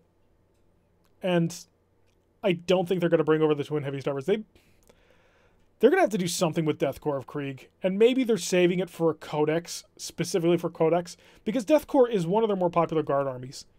You can't deny that Death Korps has a really solid place in a lot of guards' hearts. So this doesn't make a... The fact that they don't care so much that they miss things like that, especially since they fixed everything else. Hotshots are 0, Medipacks are 5, Melt-A-Guns, all of this matches the Codex, and then the only piece of equipment here that does not have a Codex counterpart, the Twin Heavy Stubber, didn't get changed. It's like the way that they're writing these books, they've got a macro setup where they have things that are identical, so it just fixes it automatically. And because they didn't even crack open the Forge World section of the book to take a look at it. So, they also didn't get the 10-point buff to the Chimeras. Yeah, that's not even in here. They didn't change a gosh darn thing when it came to unit prices. Anything specifically for Krieg didn't get fixed. So maybe they'll have an FAQ in 2 days after the Codex comes out and they'll resolve that. But yeah, and if Krieg didn't change, Elysians didn't change. The Auxiliary Grenade Launcher, which is a fantastic piece of kit, unfortunately still can't be taken with other things. So, Plasma Gun 11, 7, Multiple Rocket Pod is 8. That's nice for Elysian drop planes and that sort of thing. So at this point, it's just to match the Codex. Yeah. So really, Death Korps got shafted on this one. So, I'm going to test to see if this works out. Mitch, do you want to come on down into the Discord? And we will be able to see you here. Let me unmute all my things, because I gotta set up for other things. Tick-tock. There we go. Hi, Mitch. I think you're on. People, tell me if you can hear him. Mitch, say something. Hello, hello, hello. Can y'all hear the Mitch? Can you hear the sexy sounds of a British accent, which is clearly not mine? Josh, let us know. So we're going to be bringing him up. So Mitch here is a Death Korps of Krieg player for the most part. He likes to hang out with them and do their crazy stuff because he's crazy like that. He enjoys gas masks quite a bit more than most normal people, I would assume. So he has some thoughts on this, and he wanted to talk about them, and I was more than happy to bring him on, mainly because he's been playing, he's probably been playing Warhammer for at least a few years longer than I have. Anyway, so Mitch, I'll let your thoughts be known. Most of it's basically the same as yourself. Very happy to see a lot of the buffs to the points value of the General Imperial Guard, but as you covered, I'm very, very upset that they've just ignored Imperial armor, especially considering how much those models cost and how much they cost me. I spent a lot of money on this stuff just to basically be ignored. Well, went down, sorry, you know. But yeah, main issues of the Death Korps Chimera, that's just an obvious one. All the twin weapons being ignored as well. So there's the twin heavy stubber, 6 points more than, you know, a normal heavy stubber. The multi-lasers, single one is 5 points, twin ones are 18 points. And the other bugbear, because as you know, I was planning to do a crazy little army using little World War II, well, pre-World War II French tanks to replicate as Tauroses, and I was going to stick them with my Death Korps army as a fairly thematic unit. They didn't even decide to look at the Tauros and fix its grenade launcher, which is 20 points, and it's basically a 2-shot grenade launcher. Yeah, the Taurus is a really kind of annoying thing that they're ignoring, which really is surprising because the Taurus is actually fairly new, if I'm not mistaken. It's not one of the older models. It's actually quite an older model, the Tauros, but they've stopped making it, so I assume that's probably why they've just completely ignored the rules. Yeah, they jump right from the Stygian Thunderer to the Tarantula Battery to the Thunderbolt, and then they're done with that one. So, yeah. So for those who, well, you wouldn't know. So Mitch has been looking into a lot of World War I tank models that he can sort of kit bash into Warhammer 40k. I did the same thing for my planes. I took a whole bunch of real world aircraft. My original Lightning Strike Fighter, who was really a Thunderbolt Strike Fighter, is a F9F Cougar, and sort of kit bashing and adding that into the thing. And until Adepticon changed the rules, and then I had to scramble and get a Lightning Strike Fighter. And remember how I was saying at the beginning of the stream how one of the really fun things that I like to see about Guard is giving us more options in the way to play the game? Well, by ignoring things like the Tauros and the Tauros, the Vindicator. Is it Tauros Vindicator, Mitch? Venator. Venator, that's it. With the Tauros Venator, this is really thematic if you want to go like high-speed, low-drag Guard. Or if you want to do something crazy and turn it into like tank Guard, because Death Korps Krieg only have so many options to add things into. And they're not even giving you that option, because by completely ignoring it from the entire rest of everything else in chapter approved, they've basically made it obsolete because it just can't compete with the point values of the things that actually work in game right now. Anything else, Mitch? Not really. Those are the major bugbears I've got. I'm sure we're all going to find lots more. The other great thing is someone pointed out in the chat, the heavy flamers being reduced in price. Definitely, well, if the Chimera was also reduced in price, I would be sticking 2 heavy weapons squads full of flamethrowers into one and just charging it straight down the table. But they haven't done that. So I'm tempted to maybe do it with Grenadiers, just give them a heavy flamer, a couple of normal flamers, and stick them in a Centaur and rush them down with scout moves. Yeah, putting Centaurs full of infantry squads to just jump in front of them and then charge the Centaurs into the screen was a really interesting idea. And we were talking about that quite a bit a few months ago, actually. And originally with Stubbers, so that could actually be even more useful. Yeah, it's either Stubbers or using the new flamers and heavy flamers now that they've been reduced in price as well. And that's also a nice thing. The Centaur is actually reduced by 4 points, so it's only, I think, 50 points to use. Where does it say the Centaur got dropped? Uses Stubbers, doesn't it? So they've dropped in price. Oh yeah, that is a good point. Does it have 2 of them? Yeah, it's got 2 heavy stubbers. Very nice. So, yeah, so Centaur's gone down by 4 points. The heavy flamers have gone down in price. The normal stubbers have gone down. You've got a lot of interesting options with that one. Unfortunately, it just would have been nice if they had paid enough attention to care about everything. So, Yeah, the Centaur only carries 5 guys, but I'd be sticking Grenadiers into it. So then they get the Grenadier Assault special rule.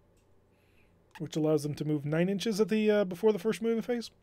Yes, I believe so. Yeah. Also, with the hot shotguns being free now, that means that the guy who doesn't get affected by anything is not paying extra money for the extra points for the. So, all in all, we're about to come to the end of the stream, I think. So, just sort of my final thoughts, and then I'll ask you, Mitch, for your final thoughts, and then we'll kind of then we'll sort of end things there, or maybe we'll play some games. I'm not sure, but so my thoughts on Chapter Approved. For the most part, it's great. A lot of this is fantastic. Even with the Forge World being ignored and me going on a tangent for about 10-20 minutes there, Chapter Proof has been very good to guard. We have a lot more ways to play this game at this point. I am just thrilled with so many of the price drops. And the number one thing that has me thrilled is the fact that Guardsman did not go up to 5 points. If that had happened, I would have just been so incredibly livid, and I'd probably take a break from playing the game for a bit just to sort of reset my mental framework on how I played, because 4-point Guardsman... Oh yeah, almost forgot, Fox. Thank you for reminding us. Cover. So I didn't have the picture here with me. I should have gotten it, but I didn't have a whole heck of a lot of time after I got home from work to start this. Cover is changing drastically. So the way that cover currently works, and this is going to be interacting quite a bit. Mitch, my thumb's getting tired, so I'm going to be stopping holding down the button to talk to you and also talk to the people. So this may go a bit quiet with you. So the current... So right now we have a couple of things that are being mixed together. One is armies that have a -1 to hit roll, and 2 is the way that cover works. Now the current rumor is that armies with a -1 to hit roll are losing that, and are instead going to be getting, I believe it's a Hive fleet that has it, where if you're outside a certain range, you're considered to be in cover. And then cover's getting a bonus. Now, we don't know if that's the case. I haven't seen anything specific for that, only rumors that have come across sites, but I'm feeling fairly confident that's probably going to be what will end up happening, especially because what is next, there is a picture of it, and unless it's a fairly elaborate host, it's going to be real for the fact. I don't have the picture here, but I'm going to be able to describe it quite easily, because I wrote it down and actually sent it to my brother when I was first freaking out about it. It's like, what the heck? So with the -1 to hit rule going away, we are we're going... Oh, I actually didn't send it to him. I sent it to you, Mitch, didn't I? Oh, well, never mind. So with the -1 to hit rule going away, they still want to keep that in there. So what they're doing to cover is they're upgrading it, and they're adding in an obscured target rule. And what the obscured target rule is, if every single model in the unit is obscured, and they're a little bit vague specifically on for infantry and the like what that means, but with tanks and monsters, it has to be 50% of it you can't see from the firing model. But if every single model in a unit is obscured and in cover, it's -1 to hit. Now, what obscured mean probably is just going to end up being, if any tiny bit of this model can't be seen, it gets that bonus. So in addition to being +1 armor, you're also going to be -1 to hit. This makes cover a hell of a lot more powerful than it was, because -1 to hit, especially against guard, is really gosh darn devastating. I mean, there was a reason why Eldar and Stygius 8 for Mechanicus and anybody who could bring a -1 to hit to the table could basically neuter guard, because hitting on 5s is terrible, and if you were able to stack that with any bonuses, which the Eldar could, you could actually get yourself to a position where literally the guard couldn't shoot you at all. Your ballistics test would be at above a 6. So they're getting rid of all that, which is good, and they're turning it into a cover save, which is also, that's fine. That takes away the ability for you to stack to absurd levels. That actually gives them a reason to have something, so a +1 armor save is pretty useful to some armies. Not all, but it'll be useful. And the fact that you're basically going to have cover across the whole map. Unfortunately, by throwing the -1 to hit onto cover, well, yeah, you're taking away all that stacking -1s to hits until you're -4 or whatever. You're going to bring -1 to everybody, because there is so much cover on the table now. At my club where we play, there is so much line of sight blocking terrain and there is so much cover on the table. And probably about 80% of the reason for that is because I started playing there and I had tanks and planes and all kinds of stuff. So it was kind of like, well, if you don't want to get shot off the table, we got to build up a city. Because there's so much cover on the field now, everybody's getting that now.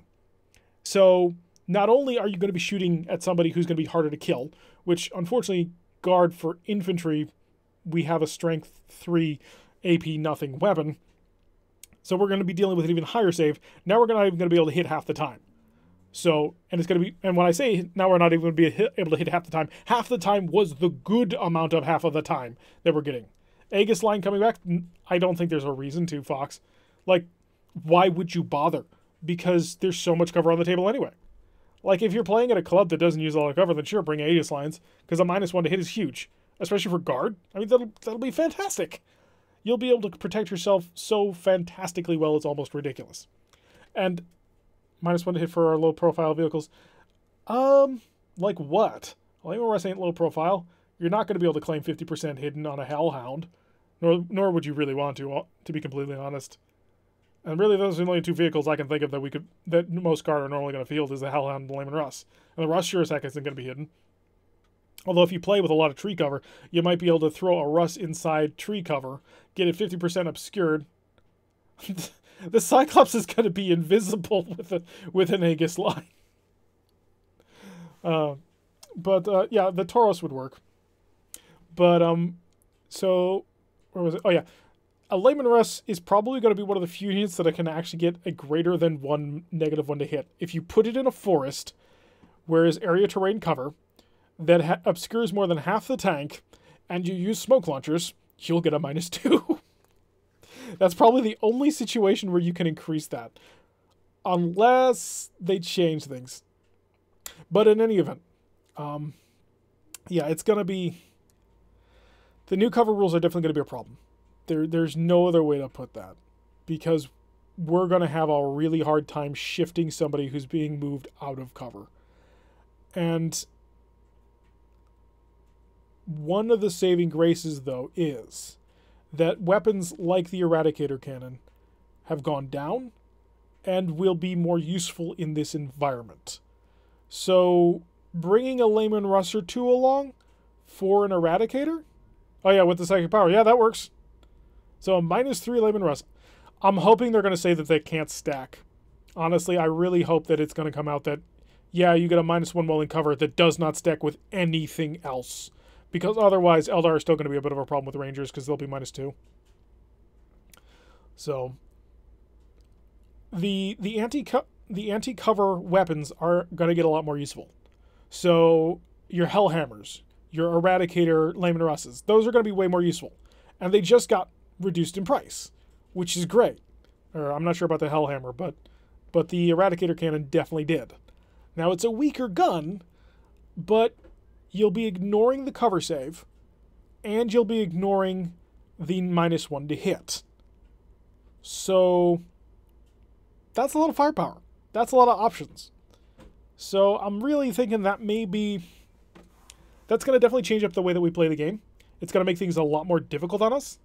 As much as I don't like this change, I think it may actually be good for the game, purely because there were a lot of weapon systems out there that were super useful in previous editions because of how powerful cover was, and in 8th edition, power has just been super lackluster.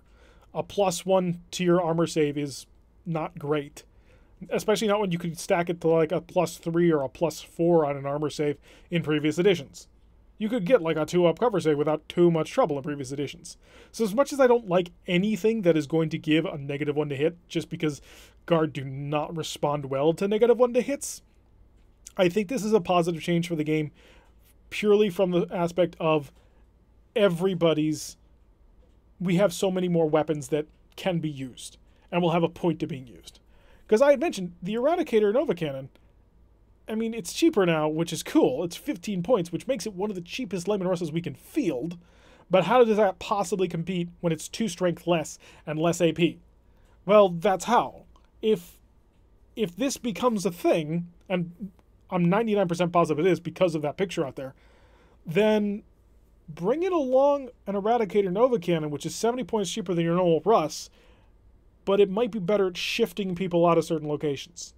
So again, I don't like the change just because I don't like -1s, but I think it's going to be a very positive change, and I think it's going to open up more things. Now, there are some rules that have to be rewritten. The Wyvern, for example, either needs a massive point drop or they need to rewrite that rule so that it actually explicitly deals with the cover save as well in terms of negatives to hit on a ballistic check. Because right now, the way the Wyvern is written, the Storm Shard mortar launcher only affects the armor save. It doesn't affect a ballistic skill check. So that's got to be FAQ'd or fixed or something, and quick, because I'm assuming a whole bunch of FAQs are coming out the same day the chapter approved drops. But yeah, flamers could become more useful for your assault squads. I think they need to become a little bit cheaper. I think a 5-point flamer is really where it's going to have to be. Really 5 or 4. Just because the 8-inch range is so crippling. Because it doesn't allow you to use flamers defensively. So, that if these options start coming out more, then we could start getting... We're going to be seeing a lot more options, which brings a lot more different variety of things onto the field. And that's always a good thing in my book. But that cover save does worry me, just because of how much cover is on the field already. Everybody, every turn, is going to be in some sort of protection. And it's hard enough fighting a Stygies 8 force, where for the most part you're only having to deal with a -1, except for their Striders. How hard is it going to be when Space Marines are -1, and Death Guard are -1, and Tau are -1, and Eldar are... Well, no, Eldar were always -3. But how hard is it going to be when everybody's a -1? Flamers should ignore the armor penalty to 4. If they did, we would lose the Catachin order, because the Catachin order allows us to re-roll number of shots for flamers, and I think it also allows you to ignore the cover save bonus. I'm not 100% on that though, purely because literally in the year and something since 8th edition dropped, I have never once used that order ever. But if you did that, you'd have to give Catachin something else for their special order.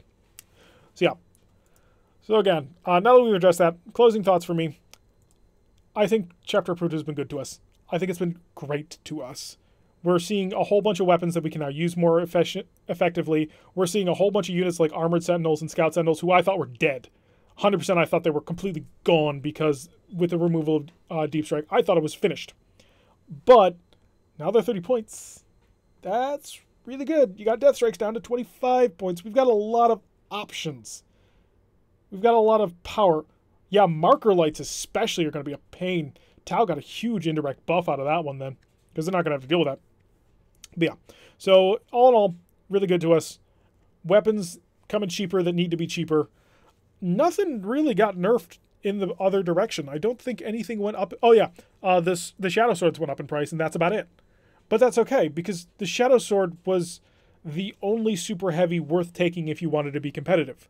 You could take other Baneblades, and it'd be fine, but the Shadow Sword was the only one you could bring if your club fought as if you were playing tournament every time, which mine does. So all in all, I love things coming down across the board. I think the Torox Battle Cannon needs to be made a light battle cannon and be givable to all of our light vehicles. I think it'd be great.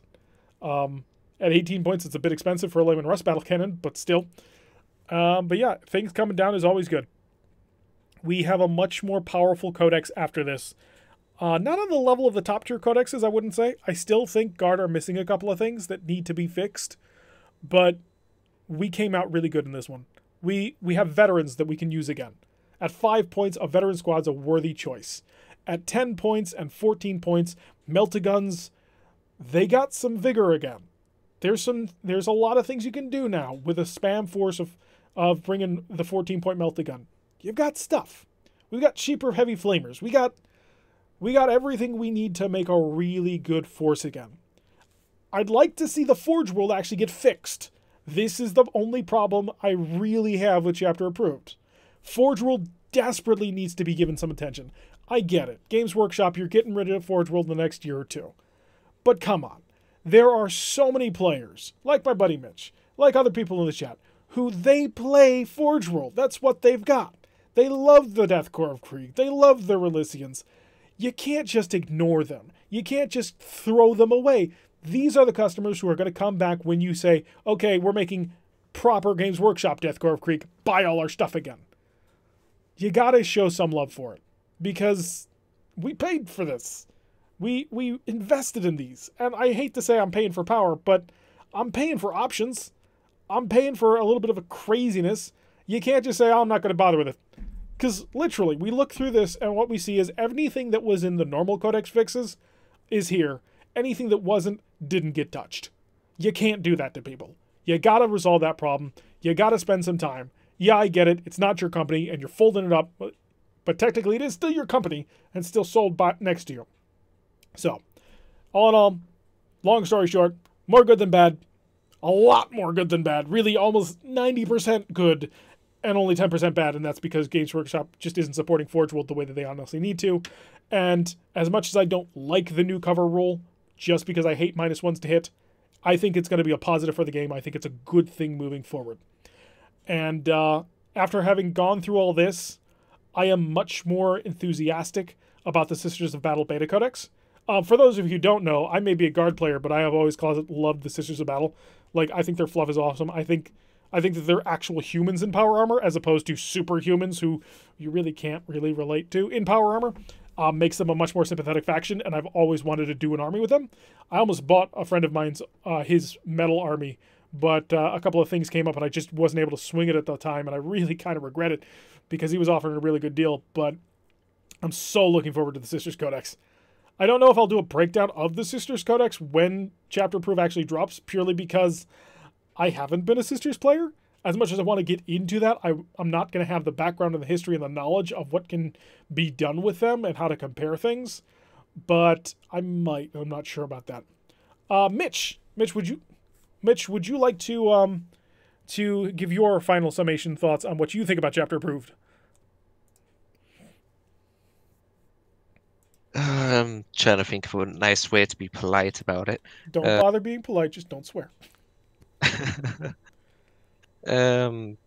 It's like they've put a lot of effort into looking nice and shiny, but they've forgotten to, just neaten up the edges. That's the nice way to put it. Okay, then. All right, so that's going to do it for the stream. Almost 2 hours. Wow, I wasn't quite expecting that. So 2 hours spent on going through the changes just to the Guard of Chapter Approved. There's a whole ton of other changes. I am not a Mechanicus player. I am not a Custodes player or a Space Marine player or any of those. So I'm not going through any of those changes. For that, unfortunately, you're going to have to talk to somebody else who's going to run through everything. I just do Guard. It's what I love and it's what I enjoy. So I'm going through all that. So yeah, that's going to be the end of the stream. So I'm T-Rack. If you like this kind of content, I hate to say it, but we don't do it very often.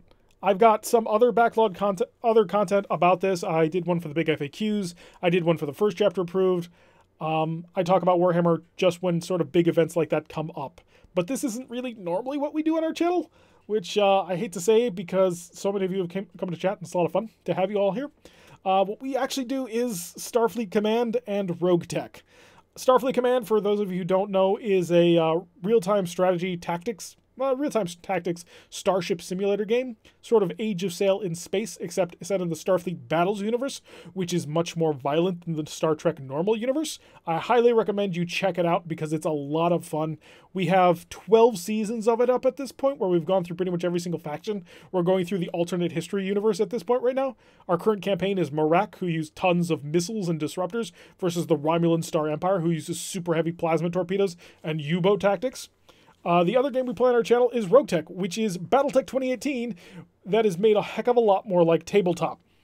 It's a lot of fun. We've been enjoying a lot with it, playing through Starburst Sardaukar, and we recently today released the episode where we fought a absolutely insane amount of metal in order to go through an assassination mission, which I had an absolute ton of fun with. So if you like my voice, which I know there may be one or two of you out there, that's what we do. Every single day at 12 o'clock noon, we release an episode of one of them on Monday, Wednesdays and Fridays, we do Rogue Tech, and on Tuesday, Thursday, Saturday, and Sunday, we do Starfleet Command. We also stream normally on Wednesdays at 3 p.m. Eastern Time, and Saturdays at 8 p.m. We do an hour of Star Trek and an hour of Rogue Tech, although we may change that around a bit, depending on what people want. But yeah, check out the channel, maybe stay a while, like, subscribe, all that. Leave a comment if you got any questions or if you have any thoughts about what Chapter Approved came out. I'd love to hear from you guys on this. Honestly, I love to hear what other Guard players and really other Army players, although I tend to be a little bit more short with other Army players because they tend to be like, oh, the Guard is overpowered, they need to be weakened. And you're wrong. But yeah, if you have any thoughts about what we've talked about here, definitely leave a comment. I'd love to get back to you and sort of look into it. If enough people comment, I say this every single time and I haven't done it once, if enough people comment, I may do a revisit video where I go through questions, comments, and thoughts and sort of put my spin on it. Honestly, I've said that every single time. I haven't done it yet, but hey, who knows? Maybe I'll get bombarded with comments anyway. So, with that all said, I've been Tarek. If you like what you've been seeing, hit that like button and subscribe. If you want to receive a notification every time I listen to one of these videos, press that little bell icon, leave a comment, and I will see you all in the next episode.